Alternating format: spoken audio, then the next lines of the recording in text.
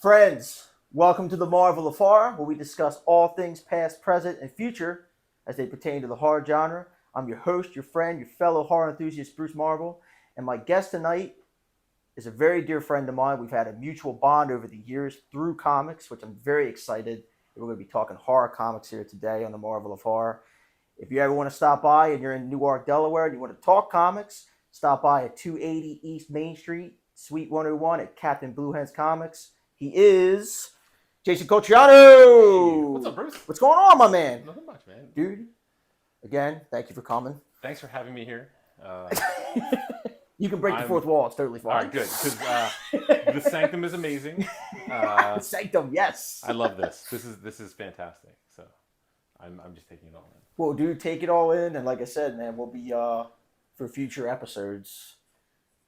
You're welcome to stop by anytime. Oh, yeah. This is not a one. If we have a season 2, if we're even doing seasons, there's going to be a season 2, and there's going to be tours. We're going to get we're going to charge admission to come through your house, dude. If this isn't part of the Halloween setup, I'm going to be so upset. You know, I was wondering what I could, if I really wanted to do the Halloween setup, what I could really do with this room. I probably could group some of the no-go, no-touch statue areas. Yeah. Throw some drywall up real quick.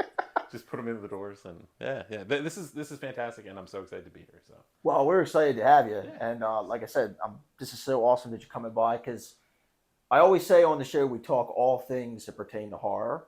So, and not that I'll talk movies all day long, but it's finally cool to have someone come and talk horror comics. Yeah, man. You know what I mean? So I'm really excited to get into that. First off, though, do you remember I ask everybody this, what is your first real experience with horror that you remember? Was it a movie? Was it a book? Was it a show? Was it a fucking supernatural experience that happened to you? Because we believe in that type of thing here. So you know some of that. So I'll go into. Oh God, it's probably that. Oh man, do tell. It's probably that. So if you want to.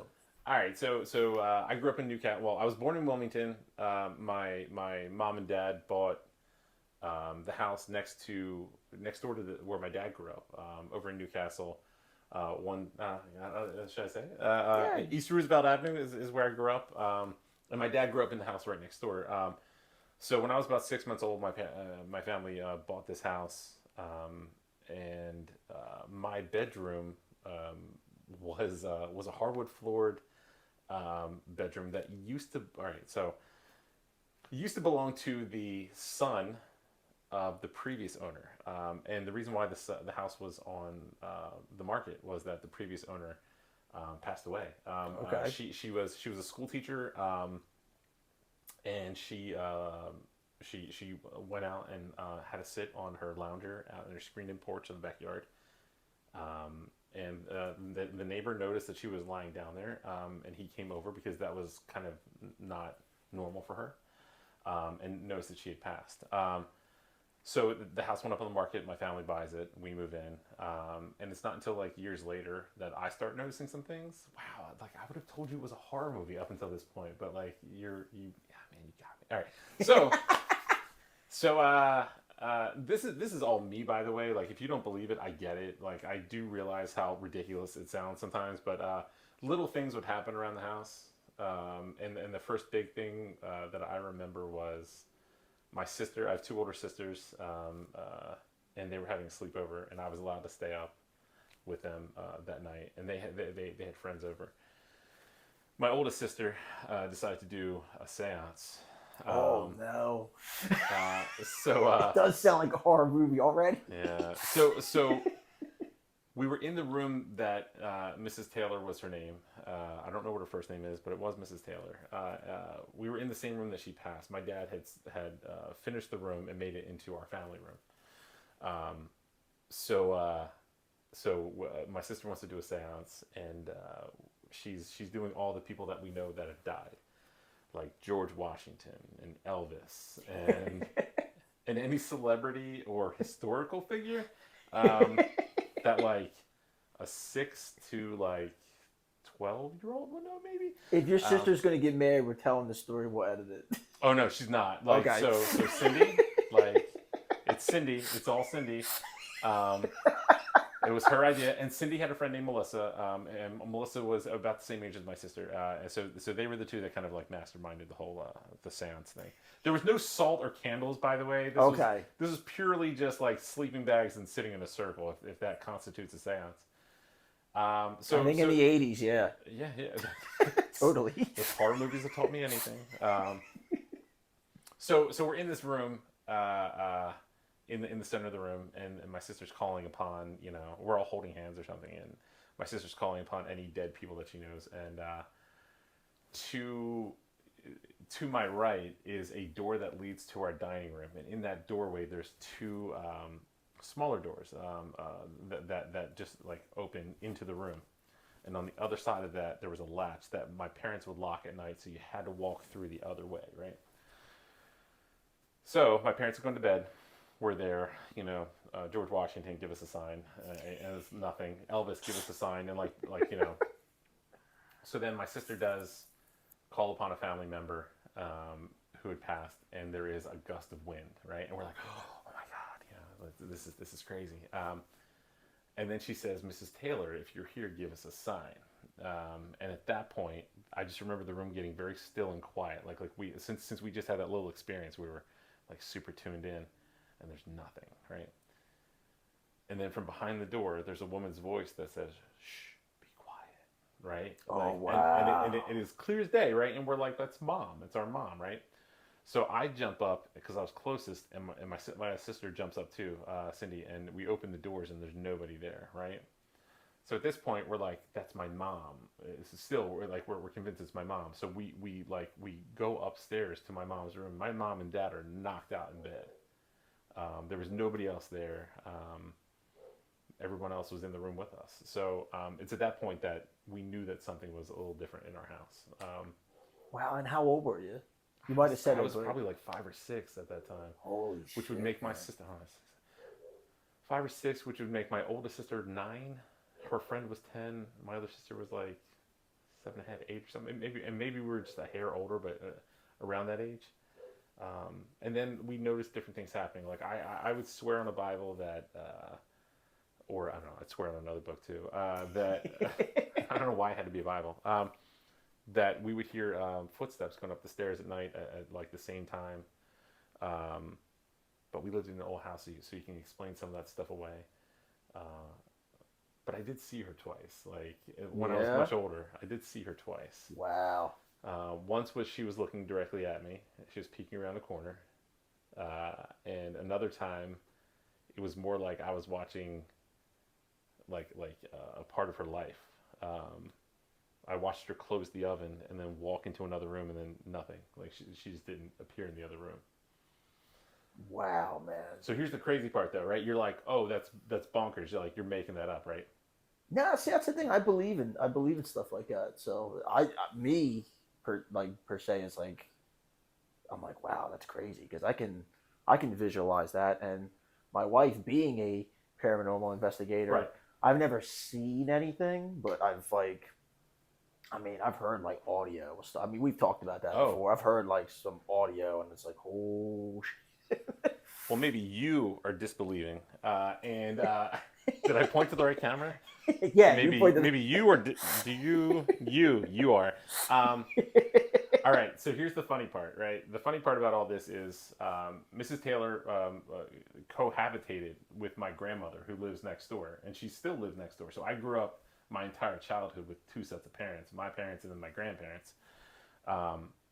And when I saw her in the kitchen, she was vivid as anything I can tell you. She just got done closing the oven. I didn't actually see the oven close, but like the movement that I saw was, you know what I mean? Like I guess is that like that's considered like a residual haunting, like right?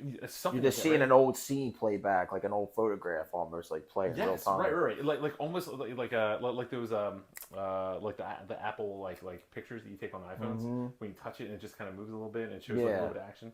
So I could describe you. Her hair was she had brown hair, and it was like set in a certain way, and she was wearing a brown dress with white dots and white flowers on it. and I called my grandmother immediately, who lived next door. And this happened numerous times that like something would happen in the house, and I would call her and I'd be like, "Can you please come over here right now?" Like, and what's funny is I'm 6'3 1/4. My grandmother is like 5 foot maybe, and just like the sweetest person in the world. Hi, Mom, Mommy, if you're watching. So I called her over, and I grilled her, and I was like, "I think I saw her," and she goes, "What did she look like?" And I was like, "This is what she looked like," and she was like, "That sounds exactly like her." So it was at that point that I was like, "Oh my god, I think I really did see something here." So, yeah. Wow. I was going to tell you that it was a Witching Hour comic that I got when I was a kid, but like that came later. Wow.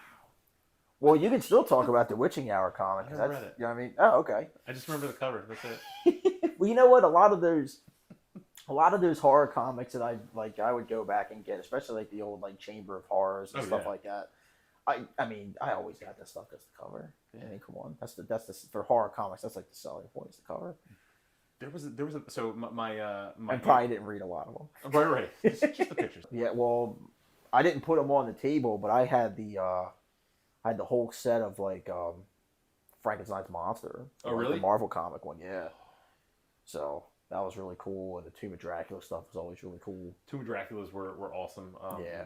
The Blade, you can find your first Blade in Tomb of Dracula, right? I think. I believe so. I forget I want to say it's like number 6 or something, but it's definitely Tomb of Dracula. It's whatever. In Blade 3, there's an Easter egg where Ryan Reynolds, Hannibal King's like, "Yeah, what do you think of this?" And he throws the actual book. Oh, really? Yeah, that's the first appearance of Dracula. Like that's an Easter egg. Like it's like the first appearance of Dracula, or first appearance of Blade. It's like that book he throws on the table. I'm pretty sure. It's been a while since I watched Blade 3. It doesn't get better. You know what? I still like Blade 3. I don't like the guy. I don't like the guy. Dominic Purcell. That they picked to play Dracula. The guy, what is he from Prison Break? Yes, yeah. So not thrilled with that. I think if you're gonna go Dracula, especially if you're building up to it in these 3 movies, Luke Goss I think was the main bad guy in the second movie. Yeah, was the actor's name? And dude, like frightening, right? Like he was great, and he's great in man, he's awesome in Hellboy: The Golden Army. Oh, as Prince Adewale. Yeah. I think I'm probably butchering that name. Same guy. That's close enough. But he's a brilliant actor. He could definitely get lost in the role when they put some makeup on him. Oh yeah. So, and he was awesome in Blade too. Yeah, that's I don't know, when I see Dracula, even though Frankenstein's monster is my guy, Dracula seems to come up a lot on this show. Like, you know what I mean? Like the first episode we did was about Nosferatu, so Dracula came up a lot. But Dracula really seems to like get mentioned on the show quite a bit. Probably because this room looks like Dracula lives here. If you take all the statues out, which is totally cool. You wanted the Hammer vibe, and this screams Christopher Lee's like smoking lounge or something. Yes, right? I knew. What? Okay, so eventually, I'm going to be doing the show with the smoking jacket. Are you? Oh yeah, of course I have to. Oh my god, I have to. I think so. I'm actually talking with. See, we don't know when this episode's going to air, but I've been talking with Neil, obviously. Right. You know, my good friend Neil Vokes, who is a very involved in horror comics. Made his career, you know, Flesh and Blood and all kinds of other stuff. Worked on Batman and Superman, Black Forest, Wicked West. He's currently working on a Fright Night comic book, which I think you were giving away for Free Comic Book Day, right? There was that, and then there was also he's working with American Mythology on some covers for the Monster Tag Team comics, which are pretty cool. See, the covers are amazing. So yeah, Neil, we love you, man. We're plugging your stuff. You're not even here yet. I do love Neil, man. Yeah, I'm talking to him, and he wants to come and do like a big, like deep dive Dracula omnibus like episode. And I'm sitting there, and I'm like, man, it's gonna take like all day. We're covering just Dracula, like all the Dracula stuff. He's like, well, we can do it. I'm gonna be there all day. We could make like a 6-part thing. And I'm like, all right, cool.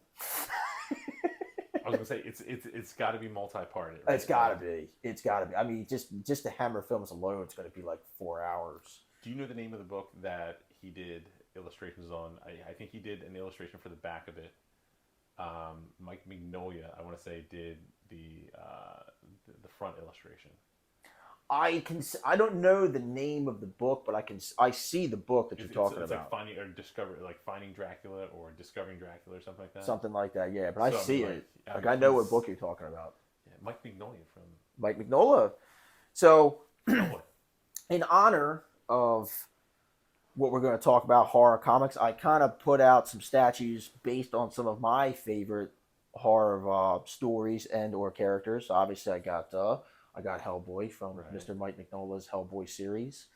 I have Purgatory, which is a Egyptian slave that was made into a vampire goddess, created by Chaos back in the day. Comics, that's right. Yeah, the writing was never really good, but obviously I got it for the artwork, and the character looks completely badass. You got it for the articles. I got it for the. I got yeah, exactly. I got the Gun Witch from one of my favorite horror comics, the Nocturnals, written and created by Dan Brereton. That would be a great Halloween costume. That would be a Why great have I never Halloween. done that? All right. I don't know. Sounds like this Halloween. Sounds like this Halloween. So if we got enough time. And one of my favorite horror stories is the Red Rain, Red Mist, Batman fighting Dracula, becoming a vampire, and then starting out being like a good guy, kind of using his vampire powers to like beat criminals, but then succumbing to the thirst of being a vampire and turning into this guy. I actually have Tales of the Multiverse. Ooh. Batman, vampire, really good stuff. I'm not really I was never really big on my man's artwork, but it works well for this. Let me see if I can guess. You know, so it's penciled by. It's going to kill me because I'm going to know this as soon as you say it. It's not Jim Balent. I know that, right? It's not that, no. But it was in that time period. He was definitely in that time period. Because the Catwoman that's in here is like the purple suited one. All right, hit me. Who is it? So penciled by Kelly Jones. Oh my God, Kelly Jones. All right, so Kelly Jones is one of these seminal horror artists. Big time. And when either of like the big two want to do a horror themed or a horror inspired type book, Kelly Jones is like one of the top guys I go to. Oh yeah. Well, like I said, his art style is just so like I love how Batman like his ears like the. Oh, it's exaggerated. They're so everything's so exaggerated and everything's so like creepy. Really good stuff. It definitely works for what he's doing. So like there is a lot going on right now with people giving Frank Miller crap for doing this Wolverine cover. Oh yeah, I heard about it. I saw it. Listen, and hopefully you'll use this in your life later on. But one of the things that I've learned working at the comic book shop from a fellow staff member, Dave, is it's a powerful phrase, and it is it's not for me. There's a lot of stuff that I don't like in the store, or I just don't care for, like either way. And I don't want to yuck somebody else's yum, so it's not for me. And Kelly Jones, it's not for some people. Frank Miller's art, not for some people. Yeah, and I couldn't be, and I'll even add to that. I think this was probably right around. I think it's right around like 2003, whenever Spider-Man 2 came out. Okay. Which one? Oh, no, the original. The original Spider-Man 2 with Tobey Maguire. Okay. I believe I might butcher his name, but that's when they were kind of so they had just Amazing Spider-Man, but then I think they brought back like Spectacular Spider-Man, or no, maybe they still had Spider-Man as a solo title, and it was like on Volume 2 or Volume 3 at that point. There was a storyline with Dr. Octopus. Okay. That anytime a movie's coming out with a supervillain, Marvel, DC, they try and come out with a story to incorporate that villain. Right. They're selling tickets for the movie and trying to sell comics with it. I get it. It's a good business model. But they had Roberto Ramos. Yeah. Yep. He was doing. It was a great story, but he was doing the art, and he's kind of got like a lot of exaggerated features. He's very like the feet always seem kind of big. Yeah. He was doing a lot of like what Eric Larson used to do back in like the early '90s. Like Spider-Man's eyes would move. Yeah. Like the costume eyes would move and change shape, even though like it's a costume, it really shouldn't move. But that's just his style. Right. And it was the same thing. I was like, yeah, it's not for me. I mean, it's a cool story. It's not. I love great artwork in comics, but I'm not one of those guys where if the artwork, if as long as the story's good, if the artwork's like, but the story's still cool, I can Right. get through it. I know a lot of guys are like, nah, I don't care. It could be the greatest story in the world. Artwork shit, putting it down. I ain't touching it. I would say that it almost doesn't work the other way. Like if there's a book that the artwork is fantastic but the story's crap, like I find it so much harder to get through that story than I do Same. if it's a great story, but the art is I'll give it the chance. What were we? You're talking Spider-Man, and we're going to get back to the horror comics here in a minute, but We always go off topic. It's yeah, cool. and this is not going out tomorrow, right? No. All right, so spoiler coming up, everybody. Ready? Miss Marvel is about to die in the comic books. Carol Danvers. No, that's Captain Marvel. Oh, okay, Camille Khan. Yeah. And a lot, yeah, okay. So I read this article. A lot of people are not happy about this. Well, so all right. So I can say this because this isn't going out, but I read it today. So what happens is there's this big baddie that's going after her. It's going after MJ, right? And it's been 50 years since Gwen Stacy has died. So the theory was MJ's going to bite it, right? So storyline leading up to this is that MJ has been in a pocket universe for about an hour, Peter Parker's time, but 4 years her time, right? So she comes out of this whole thing with a new love and 2 children, not her own, but she adopts them, and she's been with these kids for like 3.5, 4 years at this point. And Peter's only been an hour, and he's making enemies with friends who he's trying to get her back. So this like all powerful thing needs to kill the Scarlet One, which is MJ. And he goes up and drives, an energy dagger or whatever, maybe a real dagger or something, through the back, and comes out through her chest, and MJ's on the floor dying, right? Until her whole appearance changes, and it's Kamala Khan, who was working at Oscorp the whole time, and so there's people that are upset with that. But going back to what you said about like Ramos and like a different take kind of on the character. There's a movie coming out in November called The Marvels, which features Kamala Khan. It's 5 to 6 months away at this point, and that's perfect amount of time to have her be absent from the comics, and then to give her a new number one.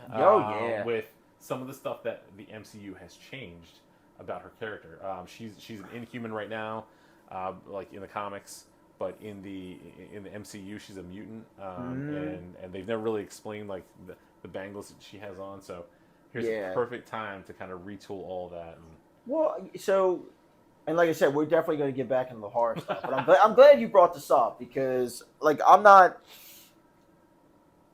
today's comic books are not for me. Right. You know what I mean? Yeah. And I say that as in like, okay, it's a generational thing.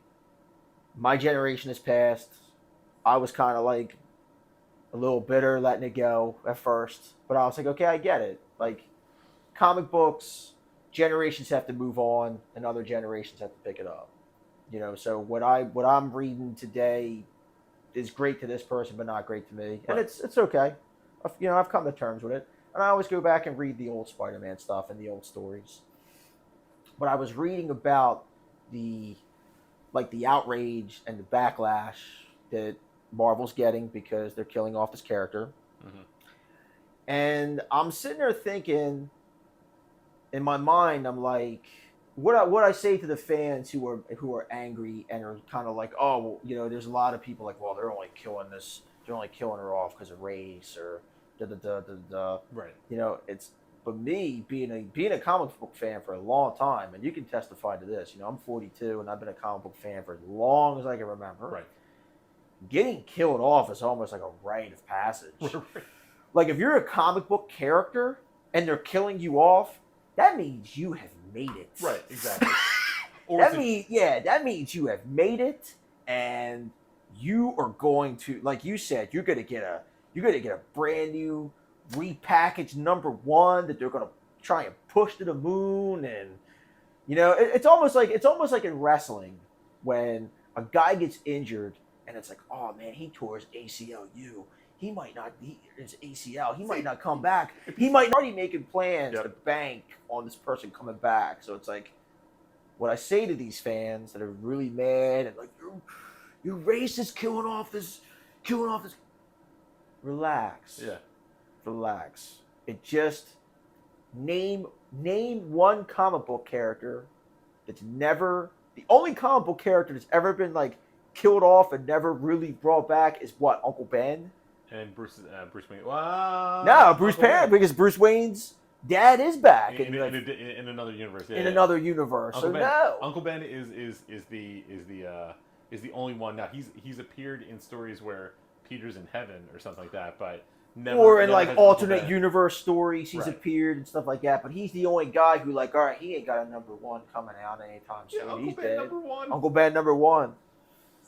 It's so boring. It's mostly about meatloaf. So yeah, you're absolutely right. It's a superhero rite of passage to sacrifice yourself in the comics for the greater good, and then to be granted a new #1 comic. So if that is happening and people are really that upset, calm down. It's all for good. Like Marvel has measured this out. Her show is fantastic. She's going to be in a hit movie coming up real soon. They've thought about this. She's not going anywhere. She'll be back very soon. Like superhero stuff is my bread and butter, right? Like I'm always gonna, if I'm visiting another city, I'm always gonna like go check out the comic book shop and see what they got. Yeah, but same. I find myself gravitating toward the independent titles, your Image, your Dark Horse, your IDW, Boom, Vault is a company that's had a lot of really cool stuff coming out. Scout is a company that it's a very small publisher, but they've got a lot of stuff coming out from them as well. Hello to Rich Woodall, if you're watching, who is an artist and publisher friend of ours. Plug everything, man. He's got a really cool book called The Electric Black, which is, now I'm going to plug horror comics, which is kind of like a Tales from the Crypt kind of type thing. There's certain characters that like are like your host or your mainstay, and it kind of goes through and talks about these other different characters. So you should check out The Electric Black. But so many different companies, so many different books, so many like variations on books, that hopefully I can go over and show you some of these. Oh, absolutely. Yeah. And then, so kind of speaking to the past couple years, like getting out of like Marvel and DC and stuff. Dark Horse, man. Dark Horse brings it with some really cool horror stuff. I mean, Hellboy. Honestly, so Hellboy is a cool horror series, but it's also, I think, Hellboy is almost one of those series that you could give to almost anybody to read. And they are timeless, and they are all like, obviously it deals with the paranormal and all that kind of stuff, but you have your hero in Hellboy or in Abe. God, who's the other guy? Who's the guy that has the sword? Do you know what I'm talking about? There's a guy that has a sword that and it's almost like an Adam Strange type thing, where like he kind of travels through time with it, like, and he'll go back to like more like, I don't know, yeah, barbarian age type stuff. I don't know that guy. I know, like, cause like I was reading BPRD, the series, which is actually you have because Hellboy was such a success. I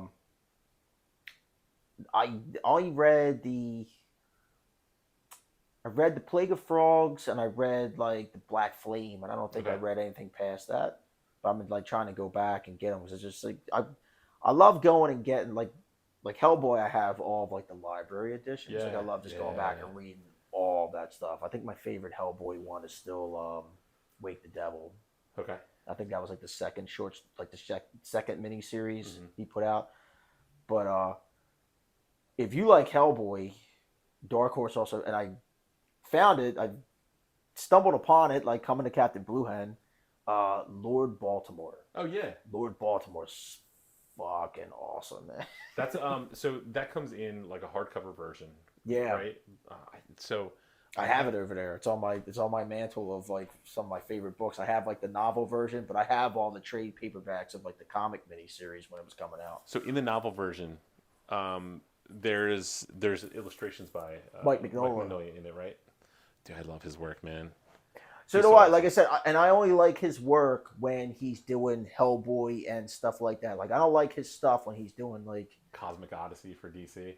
with like his Batman. I'm not Yeah. big on his Batman stuff. Yeah. I like when he's just doing Hellboy and like that universe of Yeah. stuff he did. I think there is a lane for him, and like he nailed it. Actually, he did a lot of.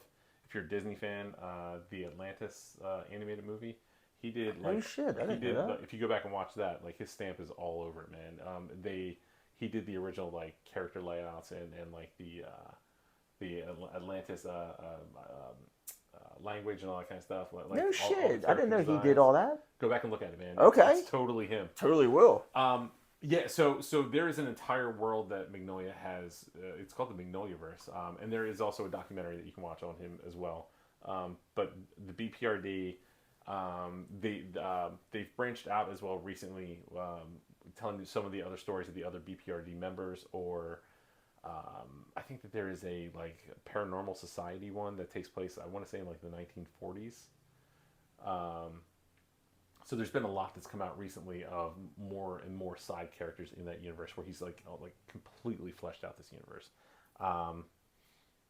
But yeah, Dark Horse. Do I have any Dark Horse books down here? All right, hold on.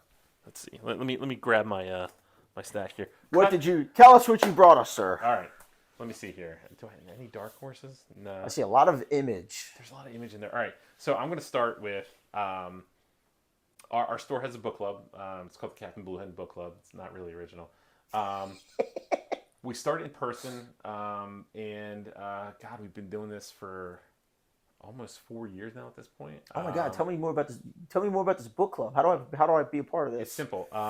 So what we'll do is on our social media or in the store, we highlight a book. We're settling on one for June. I'm not exactly sure what that one is yet.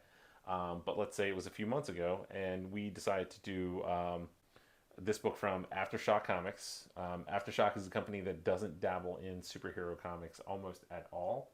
Okay. All their stuff is like horror, suspense, sci-fi. That's sort of their wheelhouse. This is a book by a gentleman named Elliot Kalin.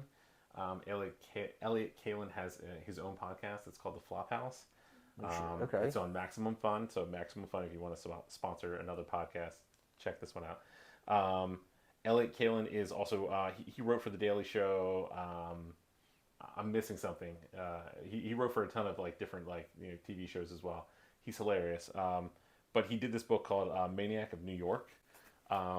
So what Maniac is Harry is the name of the bad guy, or the horror, the main horror anti-hero, yeah. And essentially what this book is all right, so Elliot is a huge fan of horror movies as well. And Elliot was watching Jason Goes to New York, and realized like how much cooler it could have been. Yeah. So in this, what you have, and there's a lot of social commentary with stuff that's going on now, but what you have is a bad guy, a murderer, who becomes more like a force of nature. So on the news updates, like the ticker at the bottom of the screen, essentially what you have is they'll tell you the weather, and then they'll also tell you where Harry's been spotted. So Okay. you like there is no stopping him. It's just avoid him. So that's kind of what this book is about. There is a new police officer who is intent on stopping him, and you find out why in the book as well. And they team up with a reluctant police officer to try and stop him. But he is unstoppable. There's three different chapters to this. There's the first one, number 2 is Bronx is Burning, and number 3 is called Don't Call It a Comeback. So this is called the Death Train, Volume 1. Yes, Death Train. Uh, I don't know if they can see it. Maniac of New York presents a refreshing new spin on the slasher genre. That's from Horror DNA. Dude, this looks like super cool. You know what he kind of reminds me of? Like, so right off the bat, you get like the Jason Voorhees vibe. Totally. There's probably a better shot of it right there. Uh, but he also reminds me, like, I don't know how much of like a gamer you are, but like back in the day when I was a kid, he reminds me of Splatterhouse. Yes. Yes. But wasn't the Splatterhouse, wasn't that a good guy? Like, He was, yeah, he was, but it was totally, and they remade that game like years later for like Xbox. Like that was probably like back in 2010 or 2012 for like Xbox 360. They made like a new version. Totally cool, badass game. Like, yeah, you're totally this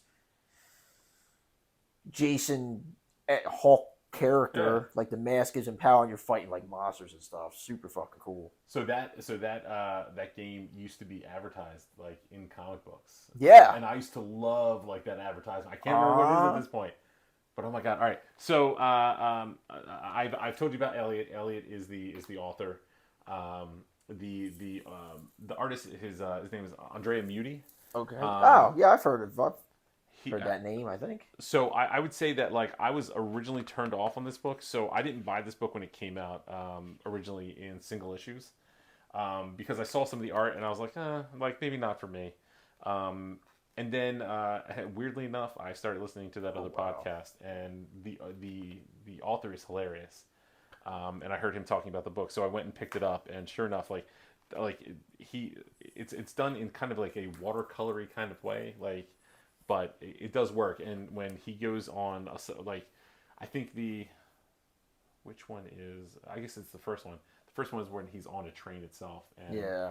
he's just like mowing people down, and there's just like heads flying, and Well, I saw that one shot, like, and we'll try and get some, oh, we'll try and get some pictures, like, to edit in the show and post.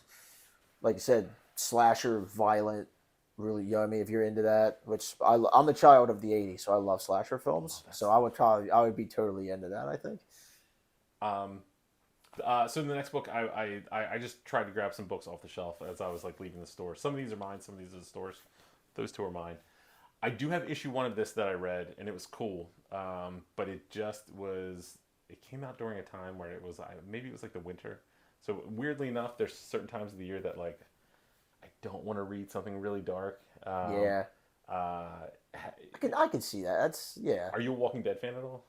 I was Walking Dead, which published by Image, right? Yeah. Yeah.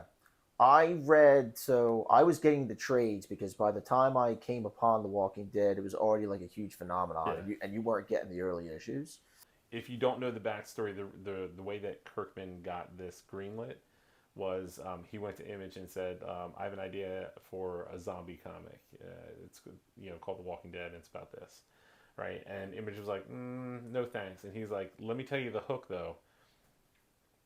The zombies were created by aliens, and the aliens are going to use the zombies to terraform Earth so that they can come down and just take over." And Image was like, "Now you're talking, right?" So Kirkman then went and made the book, and after he got like I don't know a couple of issues in, and it was a success, he went back to Image and was like, "Oh yeah, like the part about aliens is total bullshit." Um, I never knew so, this. so in issue It's hilarious. in issue like 75 or something like that, 75, it wasn't 100, I think it was issue 75, he did a backup story that was done by Ryan Otley, who is from Invincible, who also worked with Robert Kirkman, and it was totally Rick waking up in a hospital bed, and it's in full color, but it's like the future now, and there's aliens, and he's totally fighting aliens, like, and they did revisit that story again, but Kirkman totally lied his face off just to get this made. But so The Walking Dead is an Image title. This is another title that, like I said, I picked up the first issue and it was cool. I just couldn't read anymore. And I didn't follow through and pick up other issues. But this is an anthology series called The Silver Coin. It is still ongoing. There is a story in here by Chip Zdarsky. I don't know if anybody knows his name or not. Chip is a writer who has done tons of stuff for Marvel, tons of stuff. He's currently writing Batman for DC. He's written Archie comics. He's done like everything. I think his real name is like Steve Ellis. Okay. Chip Zdarsky is a pen name. that nobody ever gets right, and even on like his his banners when he takes it to shows and cons, he spells his own name wrong, like Chip Zdarsky or Just to mess with people. oh yeah, and we talked to his editor at Archie, and whenever they would send him like correspondence, he would always send it back with his name spelled incorrectly again, and he would do it in different ways all the time. It looks like Michael Walsh does the colors on the first story. The second story is drawn by a gentleman by the name of Ed Brisson, who does a lot of work for Marvel and DC as well. Very, very talented artist. And the second story is by Jeff Lemire. Jeff Lemire is a very, very good horror writer as well. I've heard that name. I just can't place where. Sweet Tooth. You ever read that story or see that TV show? Mm-mm. So, Sweet Tooth is a post-apocalyptic story about, God, what's his real name? There's a little boy who has antlers, and there's a whole like. Okay, yeah. Now I know what you're talking. I didn't know it was called Sweet Tooth there, but I know what you're talking about. The way he gets that name is obviously like he's hidden away, like he lives out in the woods, and his family dies, so he's left, and there's a guy, an older gentleman that like kind of becomes like his dad, and the way he lures him in is with like chocolate bars, so that's why he gets the name Sweet Tooth. But that was a TV show that was produced by Robert Downey Jr. This is an anthology series that follows like everyone has a silver coin in it. The first has to do with like a rocker. It's kind of like a monkey's paw situation in all the stories, but the art's really cool. And again, it's an anthology series, so it's not done by the same writer or artist every single time. But that's a really, really cool book right there. Dark. It looks cool. Like I like stories that are kind of like the monkey's paw, like that vibe. You know what I mean? Tales from the Crypt. Like I grew up watching that. Like I wasn't supposed to, but I think I did. And you totally have those stories that like it's badass. Doesn't work out for people. You know, you get something you think it's going to bring you fame, and it does, but you die shortly after or something. I know, classic Twilight Zone kind of stuff. So let's skip to real quick. If you want to do the pause with the image books, you actually brought a book that I am very interested in. Did you hear what Eddie Gein done?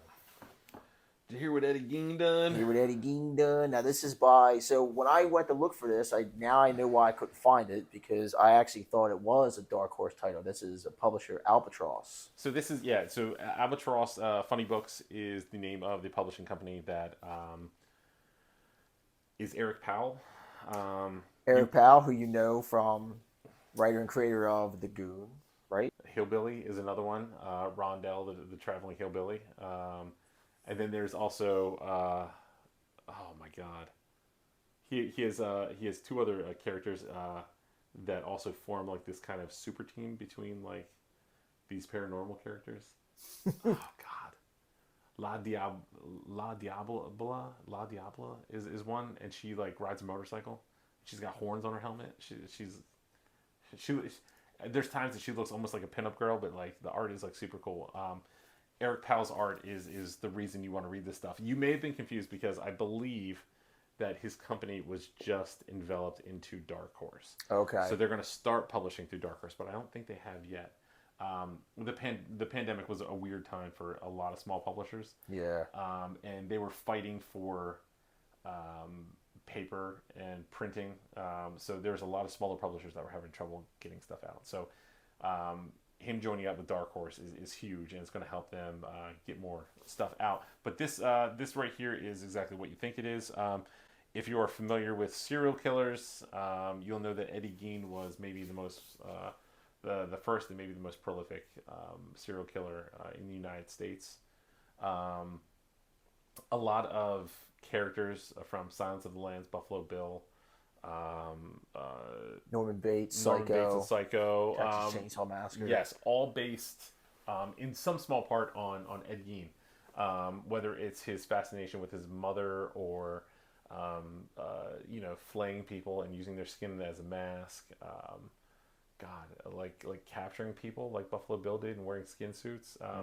This is all like real stuff that this guy did. So this is a horror book in as much as it's also a sort of biography on the guy. And honestly, I bought this because of the art of Eric Powell. I am a huge fan of his, and if I'm being completely honest, there is a lot of disturbing stuff that happens in here. Yeah, Um, I was perusing through it, and I'm gonna butcher his name, but Harold uh, Schechter, Schechter, Schechter, Harold close enough. Schechter. Like I said, sorry, Harold, if you're watching this, we're butchering your name. He's made a career off being a true crime Yes, writer. yes, So he wrote this, and like I said, illustrated by Eric Powell. And yeah, I mean, I feel like so I've read Goon comics, yeah. and I feel like if you put a Goon comic in front of me and then you put this in front of me, I wouldn't say it's the same guy. No, so the Goon It looks is very different than what you like. If you, it looks very different to what you would take like yes. Eric Powell's art to look like if you just read a Goon comics. So this right here is it's obviously a little more like photorealistic. Yes. The Goon comic is going to be like heavier, more saturated colors. This is all done in like gray tones. Yeah. Um, Like a gray green almost. yeah, Or at least it's just the way my eyes are perceiving it. and you get a very vintage feel reading that. Honestly, if you look at the cover, that's the whole color scheme. Um, the Goon is a lot more is sort of more toward like a Hellboy type thing. Yeah. Oh yeah. This here is not. This is Harold Schechter has done his homework.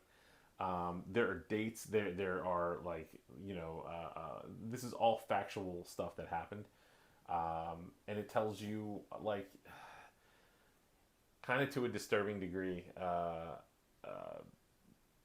how Eddie became how he was. Now, obviously, I think that there was already stuff going on with him. Yeah. But his upbringing, how he was treated by like his parents. His dad was a butcher.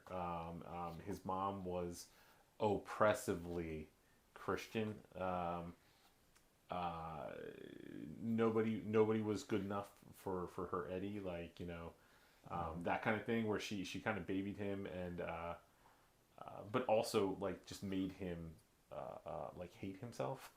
Yeah. So that is all in there, and like one of the things that is frustrating when you read something like this is there's all these near misses of like him getting caught, and he's kind of blatantly out there telling people what he's doing, and nobody takes him seriously because it's like who would do that? Like who would do these things? Yeah, and it's almost like if you. So we talk. Leela's big into like true crime and like Right. serial killers and stuff, and like that's a big thing in today's like culture, and like that and like cults is really starting to like true crime with serial killers. It always comes like in circles. Yeah. You know what I mean? It's like real hot, and then it dies down, then something happens, and now it's like real hot. Like now, like Netflix has so many serial killer like shows Yep. on, but and like cults has become like a real big thing like on Netflix and streaming services.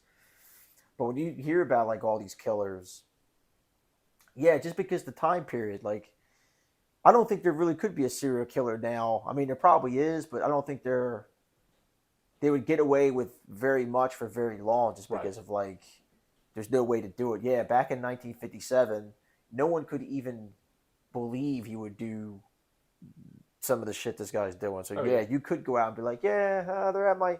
Hey, you're looking for so and so? They're at my house. Yeah, Yeah, okay. he's at a bar and they're at like and they're talking about a missing woman and he says that she's at my house, like he full on just tells people. Yeah. He has there's a part in here where he has some of the like some neighborhood kids like in his house. Like he's an adult and he's got kids at his house.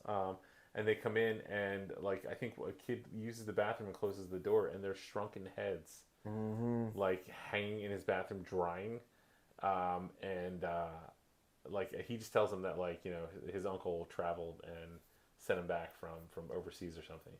I definitely gotta read Disturbing that. book, fantastic read, like very well packaged.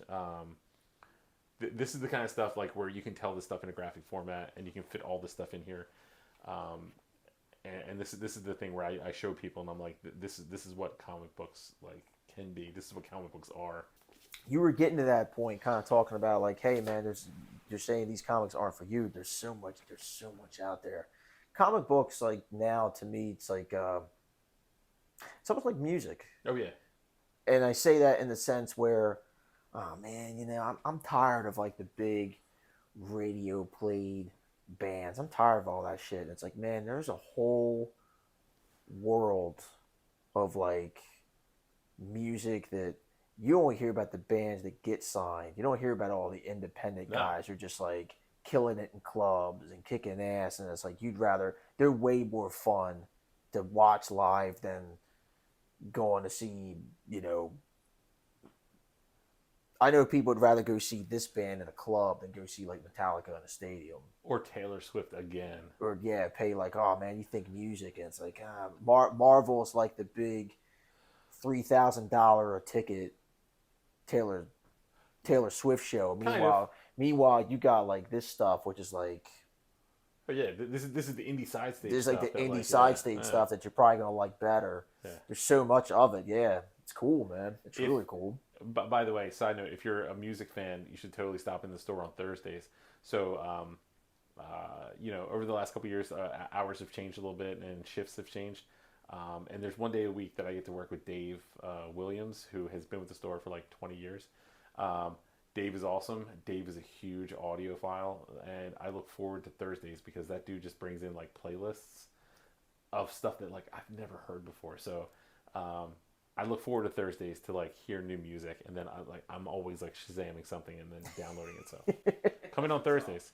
So the book that like you and I talked about the most on the phone or over Facebook or whatever it was. A book that has gotten a lot of praise that I really, really liked for a lot of reasons, and it's called Infidel. Infidel. So you were worried about saying Schechter's name correctly? Oh yeah, porn sock Pinchot. Pinchot. Okay. We'll go with that. Sorry if I'm butchering your name, sir. Yeah. Peaches shoot. The art is done by Jason Campbell. Jason Campbell has actually done a lot of work for Spawn as well. Mm-hmm. So he's totally in that superhero horror era as well. And porn sock, from what I was gathering, so he's actually been like an editor for stuff like Swamp Thing and stuff like that. This is actually his writing debut, correct? Yes. Yeah. And he kind of hit it out of the park with his very first one. So I was looking at the at the synopsis of this, and this to me, I can't believe this. Like, I'll do good. Hold on. if Netflix or someone's not like picking this up, I can't understand why. So this is Infidel, from what I gather, is about a Muslim American woman? Yes. A Muslim American woman, and she's living in this apartment building and being haunted by basically ghosts that feed off like xenophobia. Yeah. It's the whole thing kicks off with her curled up in bed, and she's telling you. I've had moments. Let's go back to the beginning of the pod here. I've had moments when I was younger where I would lay in my bed and not move, and I wouldn't say that was like sleep paralysis. I would just say that was either my imagination running wild, or there was something like there that I just couldn't put my finger on that was like making me scared to move. So it starts out with her laying in bed, scared to move, and there's a great like little like spread page of her laying there. I saw it. Let's see me show them that, like, because it's right in the beginning, and it's like the art is so yeah, cool. it's like it's This thing's like terrifying. eating her ear, like it's. That's what I mean. Like, to me, She explains to you like the smell of like rotting like meat and that kind of stuff,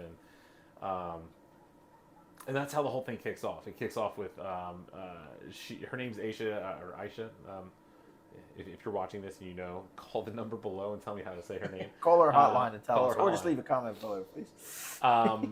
She's living with her husband, his daughter, and they have moved in with her mother-in-law. And what's going on here is the son is not happy with his mom. He thinks that like she's a little xenophobic. I think right in the beginning, the mother-in-law asked Aisha and tells her like, I finally got to tell you my recipe for this like pork like roll or something like that. And he's like, Mom, that's messed up. You know that like she's Muslim. She doesn't eat pork. Like and he's like really upset about it. You find out that there's other stuff there, but the building itself was part of what they believe is a terror attack, um, and that somebody like blew up the building. But because the building was so old, and how it was built, it was like pre like whatever the new code is, and so like the sheer amount of concrete like in there like kept the building like stable. So like there's a lot of people that survived. There's a couple people that I think that like passed in the building. But it's essentially ghosts and spirits that feed off of xenophobia, and they start affecting like the real world, and they start affecting people like in the building, and sometimes like latching on to like some of the members and not latching on to other ones. And it's really cool, like the way the effects are done with like little faces in the background. Yeah, that's what I was saying. And like I said, the artwork really sets it off. It looks like it's very terrifying to read. Oh, You know what I mean? like like that, like Yeah, there's some really creepy stuff in there. Just from like perusing it. Like, so what? How did you find out about this? Like this book? Was it just from being in the comic book shop, or did someone like recommend it? Like, so no, I think personally, just being in the comic book shop, the book came out and I saw it on the shelf. um I think honestly I don't want to be an art guy, but I think it was the art. Like I think it was the cover itself that like made me go like what is this? So I picked it up, and this is a book that like I did pick up and like peruse. I did not buy the issues, but I did buy it when it came out in graphic novel format here. There is a lot of books that are kind of like in this vein as well. Similar art, kind of gritty, kind of like very realistic. yeah, There's a book called there's a book called Philadelphia, which is written by a guy who lives in Philadelphia, who's from the area. It's about vampires. And then there was a book that spun out of that takes place in Baltimore. That's called Nita Hall's Nightmare Blogs. okay, And both books have like very, very similar art. And I'm just starting in on those books, but this speaks to me a little bit, having had experiences like when I was younger. Nothing like this hostile, obviously, but there's also a lot of social commentary in this when it comes to like people of color and that kind of stuff. So yeah. it speaks on two levels, which I think is kind of cool. Well, I am definitely updating my Amazon list because there's a lot of really cool stuff here. And like I said, just looking at that artwork and Infidel, it's just like you said, it's real gritty and it's real just. I love how just flashing through the pages, there's a lot of like dull colors, but then it's like an angry red. Oh yeah. You know what I mean? Like he plays a lot with where he puts the color. Like here's just like some dull grittiness, and then boom, he comes at you with like not only is it a hideous face, but it's like that violent red color. Oh yeah. And it's Speaking of that too, there's also a lot that's done with like type and font in there as well. Like there's I don't want to say these words. There is ghosts that will come out, and sometimes like there's one page in there where there's a ghost who is like filling a doorway, and there's black or like around his silhouette, and it just says like bitch, but it says it like in a different font than like the actual word bubbles and stuff. So it's actually like kind of part of the art, and it's really small and it's really like thin, but you can see it. And you can almost like hear it in your mind, Yeah. like what it would. Yeah, that's Yeah. that's super smart. That's super intelligent, like writing and placement of Oh, yeah. like the captions and stuff. I definitely want to check it out because I feel like I haven't read a good horror comic in a long time. You know what I mean? Like the Lord Baltimore stuff's cool, but it's not really scary. That actually looks scary. Yeah. It comes out like, so there's stuff in there that comes out of nowhere, and there is stuff that like it's totally one of those things where you're like, oh, that's one of the good guys, and then something happens and you're like, oh shit, Yeah. like they're all gonna die. So yeah, Get paid this week. Might have to fast track that reading list. this does not end how you think it's going to end. So yeah. You just made me think of that. Insidious is one of those movies Okay. where you think it's going to be a happy ending. Spoiler alert. It's only been Right. 13 years. Right. you think it's going to be a happy ending where it's not. I get a lot of like vibes, like insidious vibes, like just from that artwork. Oh yeah. And yeah, I know our friend Neil. We talk about he hates the first Insidious. He's like, yeah, I fucking hate these movies that just end on these. Just they end on bummers. They still could have made a sequel. They didn't have to end on the bummer like that. I'm like, well, this is what they do, man. It's horror movies. They know they're going to make a sequel. Yeah. What's the matter, right? Like it's a formula. What was it? In the Mouth of Madness is the one that like always. So have you ever seen that one with Sam Neill? Oh, big time! I love that movie. So at the end when he's sitting there and he's just like laughing hysterically, and you're like, he's lost his mind. That's when like I remember I watched it and then I watched it again and I was like, wait a minute, that's what this wants me to do. And I was like, oh no, like is it happening to me? And then I watched it like more times, but every single time I watched it, I got paranoid that like it was going to happen and I was going to lose my mind. I am starting to be more like, nah, I do want to see the family live happily ever after. I do want to see that, and I think it more plays to the fact that like they've done it so many times. Yes. Like he said, you get tired of like, okay, well, it's always ending on a downer because it's always building towards like a franchise or whatever. Can't we just have a complete story where the family, hey man, maybe they beat the ghost and they walk away and that's it. Nothing follows them, and it's like, you know what?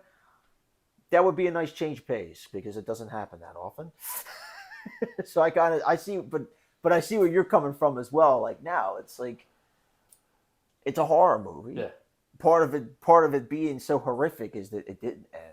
Yeah. In a nice wrapped up bow. That's it ended part with of the tragedy. Yes, it ended with you being trapped under the crushing power of evil.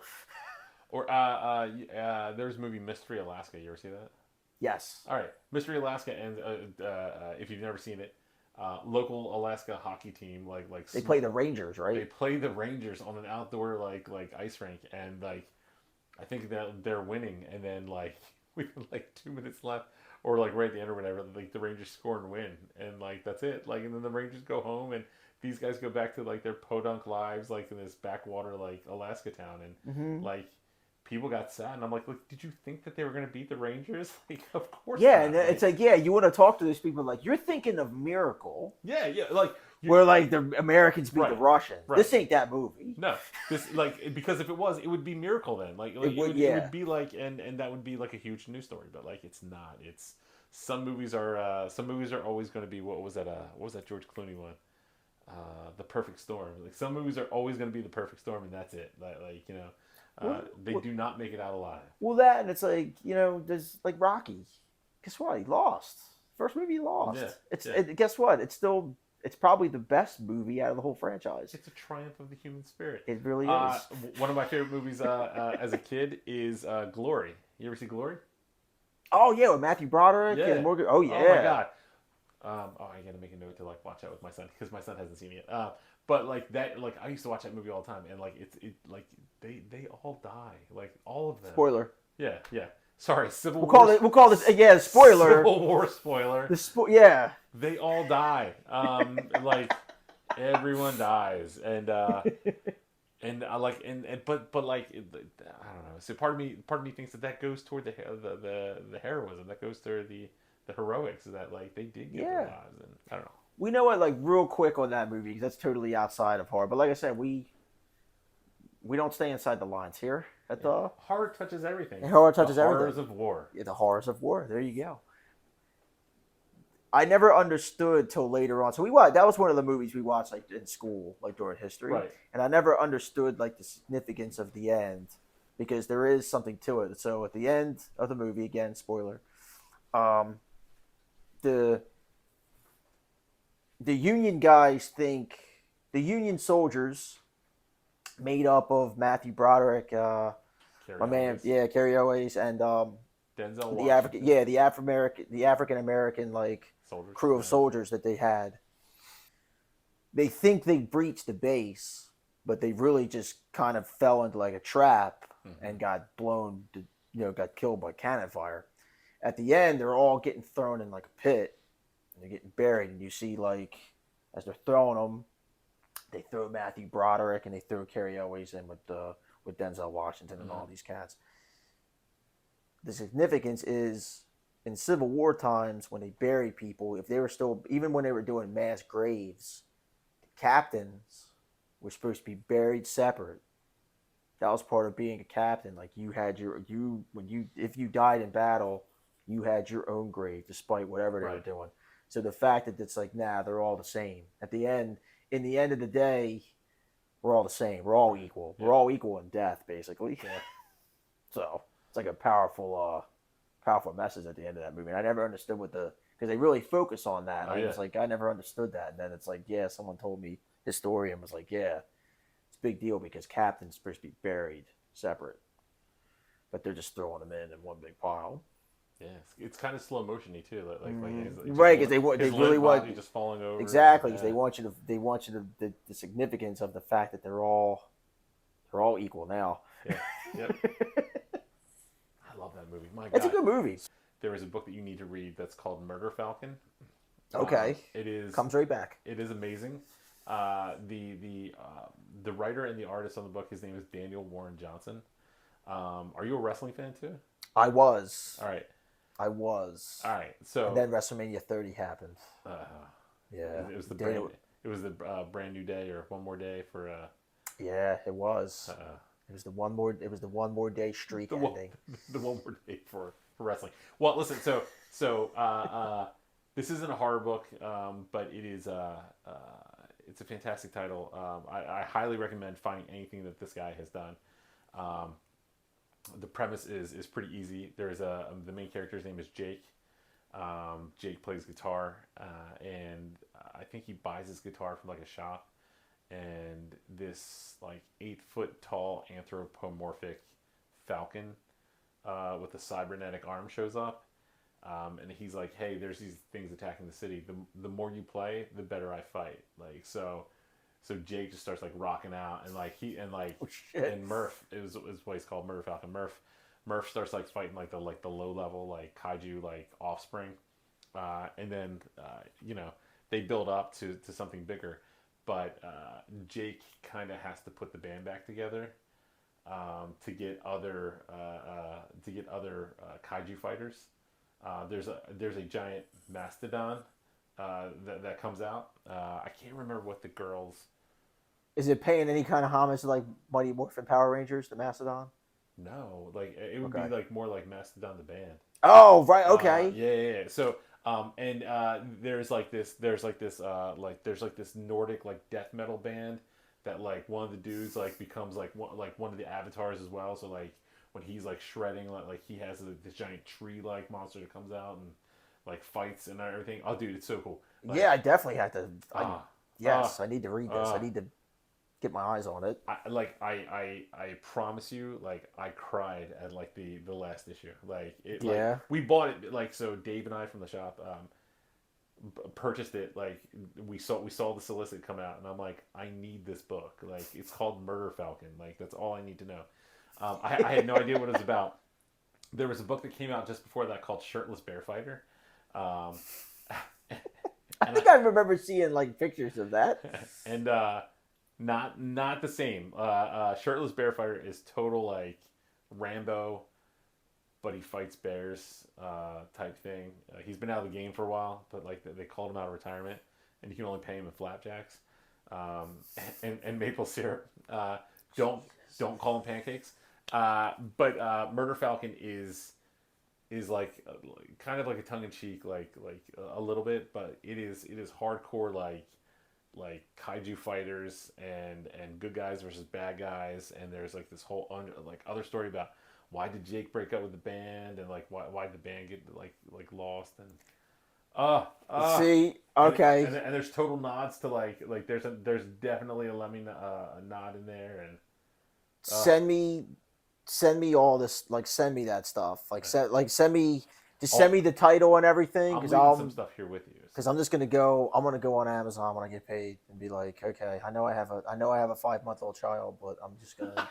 Well, tell you what, I'm gonna get some of these books. So you can save some money. I'll come drop some stuff off, like, well, and then you can just read it. I will trade you some stuff, like if you were talking like way back. Fine. What's that? Your car's fine. Just leave your car, your keys. Leave my truck. Yeah.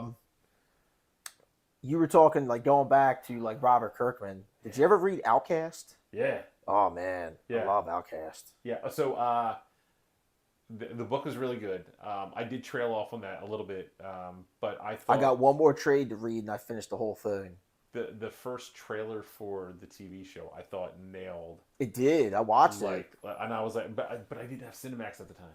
Yeah. So I don't know if they ever did a second season or if they did and it didn't like continue, whatever. But I watched like the first season of Outcast Good. when it was on. I mean, it's very true to the books. So if you read the books and you like the Oh, books, that first season was like very, very spot dead on. I really enjoyed it. if you And get a chance, I mean, go watch the trailer for it. There's a part in the trailer where like, if you read the book, you know kind of what's going to happen. But like, his yeah. mom is like has like he's sitting at the kitchen table, and the mom has his hand on her shoulder, or not the mom, his wife Mm-hmm. has his hand on her shoulder, and then like you see hand go up, and then like yank his head back, and you're like, oh Yeah. my god, It's really creepy and a lot of like you can tell they took a lot of like they just took a lot of like the panel. They oh really? Yeah, oh yeah. Straight. Very straight from the what I mean, not as close as like Sin City panel for panel, but Yeah. man, you could tell that guy wanted those camera shots to look like a lot of those panels in that book. It's really cool. The artist on that book, his name is Paul Acezeda, I think. Okay. And that guy's awesome. He's done some Marvel and DC work as well. But like, it kind of straightforward. Yeah, but, like you said, it's got an old maybe you can back me up on this. I feel like I was never a huge fan of his artwork, but for the writing and the story it matches. The guy you just named for Outcasts reminds me a lot of like Brian Michael Bendis' artwork. yeah, Bendis did a lot of cartoony isn't the right word. It's sort of Alex Toth, like almost like old Zorro stuff, Mm-hmm. kind of like realistic, but like in a comic strip, like kind of art almost. But everything's like real gritty. Yeah, yeah, You yeah, know what I mean? yeah, absolutely. If you like that Bendis stuff, Jigsaw. I read Jinx. I don't have which is more like kind of true crime. I read Jinx, but I never read. What's the one before? Is it Goldfish? There's Goldfish. So the one that that might interest people here is, I think Jigsaw is the name of it. I want to say, and that's Elliot Ness, and he's in Cleveland trying to solve a serial killer, like murders. And Brian Michael Bendis wrote it. Torso. Torso. Torso's the name of it. Okay. I knew it wasn't Jigsaw. Wow, where see, dude? Again, man, thank you so much for coming on like the show because there's so much like stuff I just missed out Oh on. yeah, I mean, there's tons of stuff out there, and it's You said Elliot Ness and Serial Killer and Brian Michael Bendis. Sign me up. yeah, Like, absolutely. yeah, I'm sold. Yeah, yeah. It's Elliot Ness after I think it's after his, if you've seen The Untouchables, it would be after that. So when he's a little further down his career, but it's so awesome. Yeah, it's good stuff. So, getting ready to wrap up, what would you say is like, what's like, if you have one, because I know there's like a kind of a loaded question, what is like your all time favorite horror comic series? Wow. So The Walking Dead is probably up there. There's a lot to go on, and I think as visceral as a reaction that it could get from me, just with it being like a black and white and gray comic, a color adds a lot to it. But if you can do that without all that speaks volumes. Any of the books that I showed you guys here today are in there. Eddie Gein is probably up there as well, which is kind of funny because that's a black, white, and gray book as well. I would say probably those two. But there's a ton out there, man. Like when I tell you that it's not just superhero stuff anymore. There's a little bit of everything out there. Just don't talk when you come to the store. Just don't ask Joe about anything. He's got very low ooh threshold. So Gotcha. Yeah, there's a Marvel Zombies book over there. Leave me alone. Oh, all right, yeah. For next time. So Marvel Zombies, one other one. What is it? Deceased is one that is really. See, I never even heard of that. It really sounds good. cool. It's a very fun play on that title on DC. Man, I feel like I'm just gonna throw a lot here in the end. There is a book called Mimetic that is also probably up there. I'm gonna wait for you, and I'm gonna name one, and you're gonna be like, oh yes, oh my god, Dude, there's so many that like so many. that I popped out. All right, so mimetic is we just talked about in the Mouth of Madness. This is in the same line. It's a very cartoony, like kind of drawn book, but it is about there is a meme of it's called the Happy Time Sloth, and it's just a sloth like kind of smiling at the camera like this with its thumb up, and there's like swirly black and white like behind it, and the reason why it's called mimetic is that it is once you look at this 24 hours after it, like you just like you go feral, like you can't, like you've lost all control and you're just like ripping people to shreds. Oh wow. And looking at it, it forces you to continue to look at it, and you want to show other people, right? Like kind so, of like The Ring. So yeah, so but Okay. but like The Ring, but like contagious The Ring, right? Like severely contagious. Really, really good book. It's part of a trilogy. There's 3 books in the series. It's written by James Tynion, which is really, really good. And again, the scary part is how easily that could be done. Maybe if something like that worked, how fast it would spread. So yeah, Walking Dead, mimetic, and Eddie Gein. How about you? So outside of like I mentioned like Hellboy, like Purgatory's cool, but Purgatory's like more of just like one shot like comics. Like as far as like something that's gonna, as far as like I'm not gonna count Lord Baltimore or Hellboy or Purgatory or even the Nocturnals because there's so many like ongoing. You know what I mean? Even though they're some of my favorites, if I can pick one like series that we didn't talk about that we'll probably talk about next time that I can probably say is my favorite. All right, let's hear. It's got to be 30 Days of Night. Oh my God! 30 Days of Night by Ben Templesmith. Ben Templesmith. No one's been able to like, so his artwork is something just like kind of Mignola. Like some people like either you love it or you hate it, but it's his style fits that story so well. Absolutely. And Steve Niles, man, talk about a horror writer icon. Fucking Steve Niles, man. Yeah, 30 Days of Night, and we got a kick-ass vampire movie out of it because that was a great movie based off of that. What a good idea too. Like, a great idea. Yeah. Live and eat like a smorgasbord for like 30 days. Yeah. And then actually have like vampires like you're blowing our whole fucking cover with this bullshit you're doing. Yeah. Why do you think we didn't do this? Why do you think we don't do this? Right. Great idea, great movie, and like I said, if you didn't know, it's based off comic book. Yeah. And it's an awesome comic book. And that was another one that by the time I realized it was out and I even heard about it, I was like, oh, it's a great idea. How do I get my hands on it? It was like, here's the 4th reprint. Better get it now. It's selling out. Yeah. The next time we do this, what's coming here? Steve Niles is a huge name in horror. Oh, big time. Cullen Bunn is somebody that like, I've got Cullen Bunn stories. That's all the time we have. I want to thank Jason for coming by. Thank you. Talking horror comics. Like I said, if you ever want to pick his brain about horror comics and the mainstream stuff, go to Newark, Delaware, Captain Blue Hen, 280 East Main Street, Suite 101. And again, this is Bruce Marvel signing off for the Marvel of Horror. Find us at YouTube at the Marvel of Horror Podcast. Like, subscribe, give me your comments. We want to hear from you. We want to know. Thanks again, and we will see you next time. Bye, everybody. Bye.